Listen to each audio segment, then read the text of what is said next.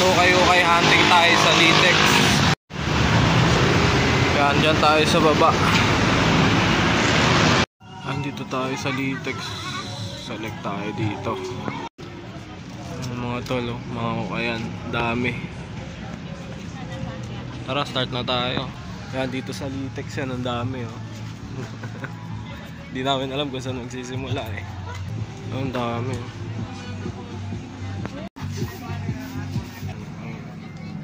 800. Naghanap siya ng denim skirt niya.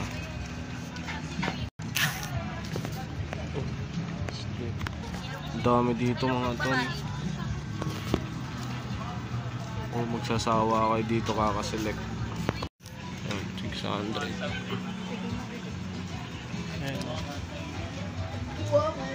Hindi naman ako sure. Nakakain lang muna. Mamaya na mag-ukay. Nakakalula eh, yung dami. Patikim lang yun yung kanina. Babalik tayo ng kakain muna. Dito tayo ngayon mag-ukay mga tol. Sa Litex. Sa looban yan. Yan, sa looban nandiyan yung mga ukayan. Dito lang yan oh, sa QC. Alam nyo na, Litex. Tara na, pasukin na natin. So, let's go na. Ito. Yan, meron pa dito. Okay. May carpenter. Check natin. Ang dami dito. Ito off, white na off. Ayan o. 200.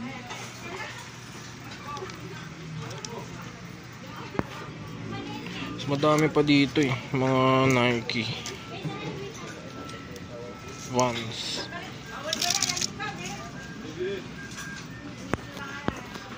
Ayan o. Tingko 100, 200. Yan, ito. Pag nag-clothing tayo, gandang design. Ay, mga Adidas 200. Ito, Jesus is King 800.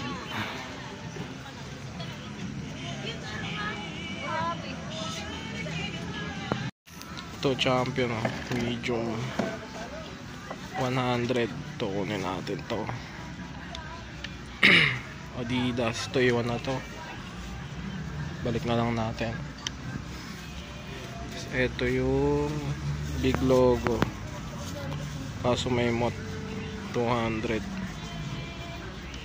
Next, and 180 back hip. Apat na item, puro Adidas dito. Ano, apat na items. Tingnan natin yung short ng lab. Na naka-apat na. Yes. M&M. Ito, Dickies pants. Diyan ko sa harap yung mga jacket namin ng mga branded.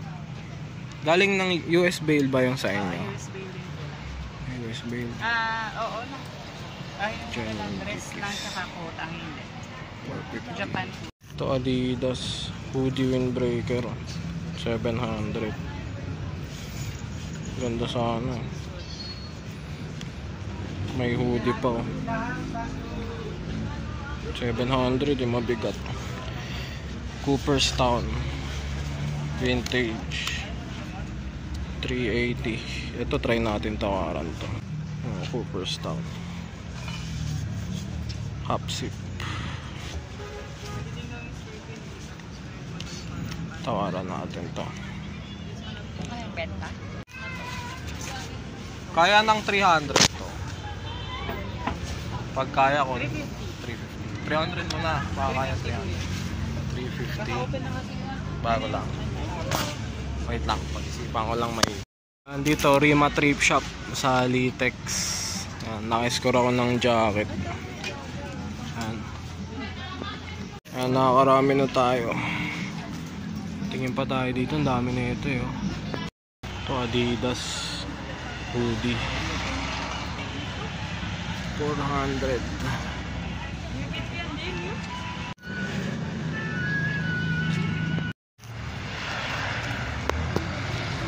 Ito mga tol, Aqua Plus, 100 pesos. Sandals, monoblock, May UP lang pero goods pa din. figurine, basag Kunin na natin to. pustiso. Pwede Ito mga tol. Champion medium. T-shirt 150 each. Ito yung mga na-select natin dito.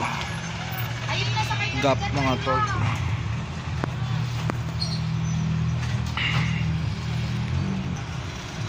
Ito Gap.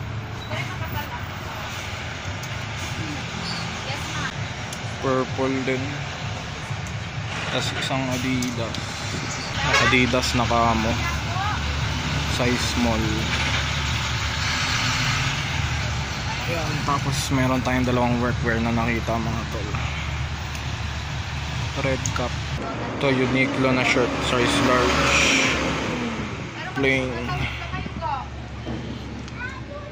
Tapos ito, hindi ko kilala yung brand eh, pero kunin natin. Ang ganda oh, bandana. Oversize.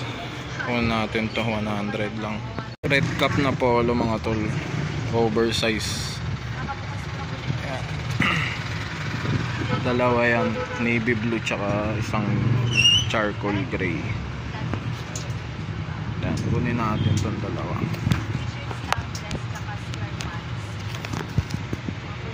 100 each. Kunin natin to. Ayan o, dito sa may malaria o, nakadami kami o. Wala pang pangalan yung store eh, pero tata na lang natin. Saan ba yun? Doon pa yun. Ang dami.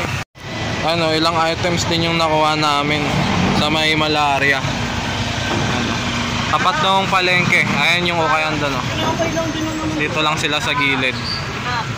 Yung mga tol, kakauwi lang namin galing Litex, tsaka dumaan din kami sa malaria. Ayan, nakakuha din tayo ng mga items sa Litex. Eto lahat, dalawang malaking plastic bag. Tapos, etong bag natin, puno rin ng ukay. So, magpapahinga lang kami konti, tapos i-flex ko sa inyo yung mga nakuha nating items. Medyo madami-dami. Paldo tayo ngayon pagpasok ng 2025. So, ayun, i-flex ko sa inyo yung mga items mamaya-maya. Magpapahinga lang kami saglit. Yo, what's up mga utol? So, nakauwi na tayo. Ito na lahat ng na-loot natin sa first ukay-ukay hunting natin ngayong taon 2025. So, ayun, hindi ko napapatagalin kasi alam ko masyado nang mahaba tong video na to. I-flex ko na sa inyo isang mabilis tong mga items na nakuha natin. So, medyo madami din, no? Ibababa ko muna tong iba. First item, ito kasama din to sa na-loot natin pero hindi siya kasama sa ukay-ukay hunting. Shoutouts sa utol na nagpasa nito sa akin. Tampa Bay Race, kung di ako nagkakamali. Gen Merch, and pinasa lang sa atin to ng 400 pesos. Nire-resell natin to. I-re-restore lang natin konti. Tapos siguro i-re-resell na natin. Mag-out na tayo ng mga vintage cups. So ayan, maraming salamat ulit sa nagpasa. Ito yung first item na na-loot ko ngayong taon. Next item, ito syempre. Rumroxy ako ng mga jars ngayon kasi nagko-customize tayo. Hindi ko alam kung anong brand, pero ayan siya, baka alam nyo, kayo nang bahala. So, garterized na jorts, and medyo ripped jeans na siya, pero ang ganda ng design niya mga tol, simple lang, may mga packets na ganyan. Baka i-customize lang din natin to, tas i-resell ko. Roxy ko to din sa tropa lang din, 200 pesos. Kasama rin to sa mga unang na-loot ko ngayong taon. Next, eto nung nag-hunting tayo sa Litex, eto. Cooperstown na vintage windbreaker mga tol. Ang price nito is 350 talaga. Tama ba? 380. Ayan, tinawaran natin. Pinibigay ng 350 pero tinawaran ko pa 330. So ayan, half zip na vintage Cooperstown windbreaker mga utol. No issue, good condition to mga tol. Ang ganda pa ng size niya. So, embroidery yan. Ayan, Cooperstown. Nakuha natin ng 330 pesos. Next, nakahook din ako sa Litex ng Adidas na jogger. Ayan, merong side script dito. Tapos sa kabila yung logo ng Adidas. Ayan. Siguro size 32 to 34 to mga tol. Saktong-sakto lang yung haba niya para sa mga 5'3". Ayan. Legit to mga utol. Nung nag-Litex kami, ayan, medyo disappointed lang kasi maraming ukayan, maganda yung mga ukayan doon kaso marami din peke. Kaya ingat-ingat na lang mga tol pagka pumunta kayo doon sa Litex. Lalo sa mga first timer. Ito nakuha ko lang to. Ang price talaga nito mga tol is 200 pesos. Natawaran ko ng 180 pesos. Ito yung spot ng ukay na medyo marami akong nakuha kaya naka-discount tayo. Next, ito Adidas t-shirt din. Ayan, embroidery siya. Mini logo sa harap. Tapos may bakit siyang logo. Ayan. Vintage logo. OG logo ng Adidas. Size medium to large to. Best fitting niya is large mga tol. Ayan, hard tag din na Adidas. Ito hindi ko sure pero parang legit naman sa akin to mga bossing. Parang legit naman. Ang original price talaga nito is 180 pesos mga tol. Yung mga t-shirts nila doon, karamihan mga nalabahan na. Nakalagay doon, nalaban na, ready to wear na ganun. Kaya bawat isang item talaga, iba-iba yung presyo. Hindi siya yung katulad sa ibang ukayan na puro t-shirts, 150 lahat. Hindi mga tol. Bawat items, iba-iba yung presyo. 180, 200, 250. May mga tag 700 pa nga sila dun eh. Pero ito, 180. Natawaran natin ng 150. Binigay naman. Ayan. Next, naka-hook din ako ng Champion na script t-shirt. Ayan. Ito legit yung mga tol. Pinili ko ng husto. Size medium. Ayan. Medyo may crack lang siya. 100 pesos. Nakuha ko lang din ng 90 pesos mga tol. Tinawaran ko ng 90 pesos. Ayan. Good size din. Ito Adidas na naman. Ayan. Ito big logo. Bibihira itong lumabas. Ang size niya is medium. Ayan. Best fitting niya is medium mga tol. Ayan. Legit naman to. May ano nga lang siya, may issue. May moth hole. Pero, eto, medyo halata siya eh. Ayan, kung makikita nyo dyan. Pero big logo pa rin naman to. Mafi-flipan natin to ng maganda, mga tol. Tsaka yung size naman niya, okay naman. So, eto ang price nito is 200 pesos. Natawaran ko to ng 180. Ayan. Ang ganda ng kulay niya. Ayan. Next item, ayun na yung mga naloot ko sa Litex. Tapos, pauwi. Nag-drop muna kami sa may malaria. Ayan, kaya kasi may napansin kami dong bagong ukay-ukay eh. Shoutouts yan sa nabilhan namin ng ukay-ukay. Wala pang name yung store, kaya hindi ko ma-mention. Pero new arrivals din nung na-tsempuhan namin, kaya ang dami ko ring na loot na items. Isa to.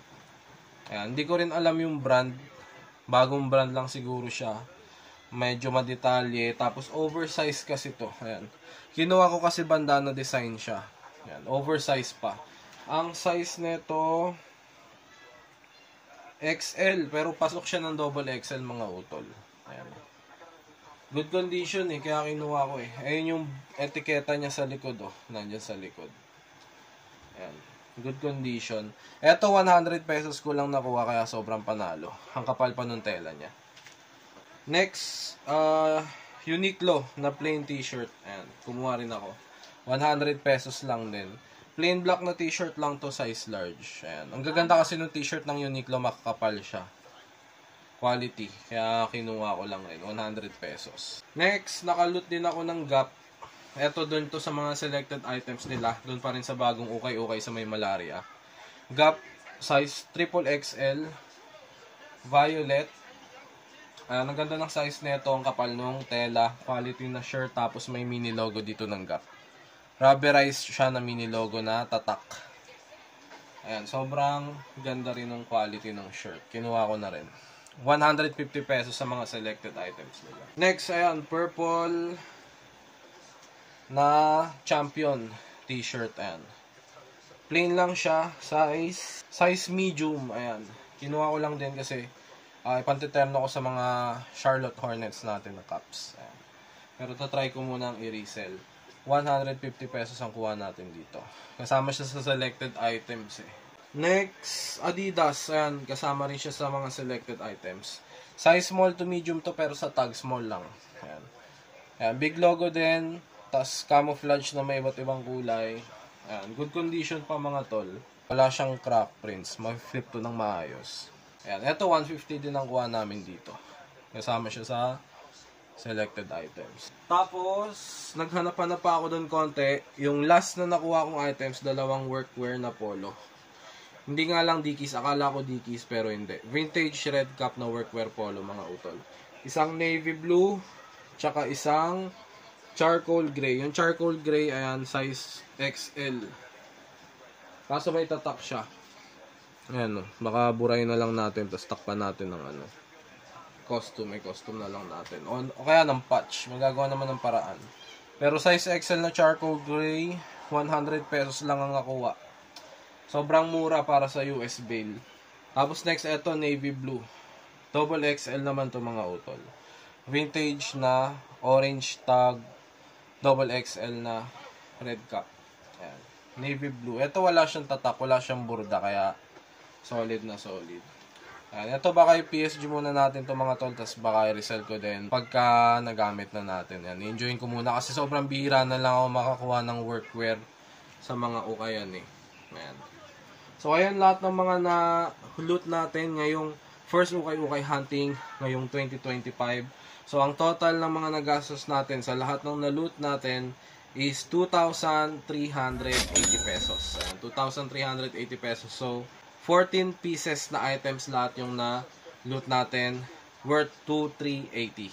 Hanggang dito na lang mga bossing. Maraming salamat sa lahat ng nanonood at patuloy na sumusuporta dito sa The Side Hustle Thrift Shop. Asahan nyo marami pa akong i-release ng mga vlog, ukay-ukay hunting ngayong taon. Tuloy-tuloy pa rin. Hanggang dito na lang. Peace out.